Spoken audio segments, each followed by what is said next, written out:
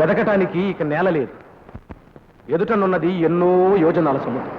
ఆవల తీరాన్ని వెతకాలి, కానీ ఎగిరే వాళ్ళెవరు? తాత జాంబవంత.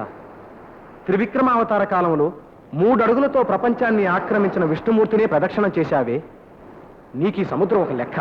నాకు వయసు మళ్ళీ ఓపిక చేసుకుని నేను వెళ్ళినా తిరిగి రాలేను. అడుగు, మన హనుమ ఉన్నాడుగా.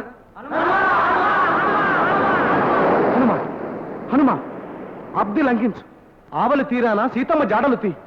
అది నా చేతనయ్యే పని. నీ చేతనే అయ్యాను, లేకున్న రాఘవుడు ముద్రిక నీ చేతికి ఎందుకు ఇచ్చాడు? లే, నీ శక్తిని నీవే తెలుసుకో. లే.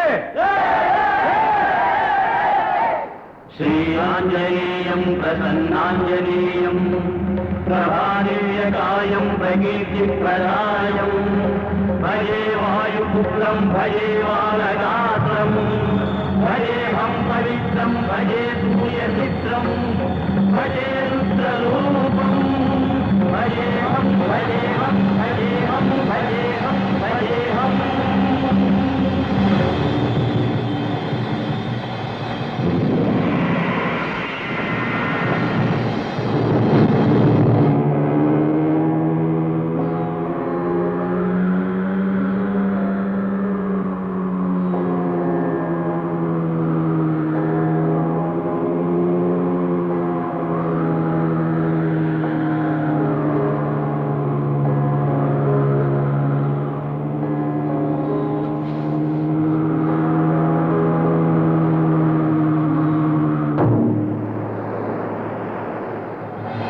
ఎవడరా నీవు?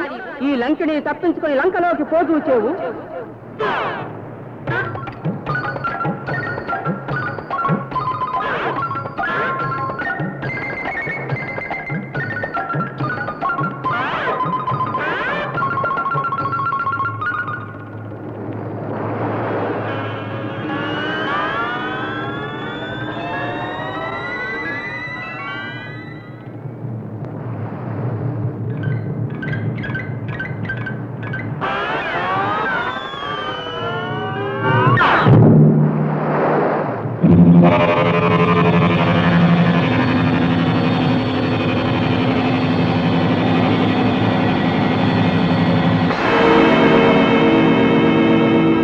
మహాకాయ శరణు శరణు, శాంతించు.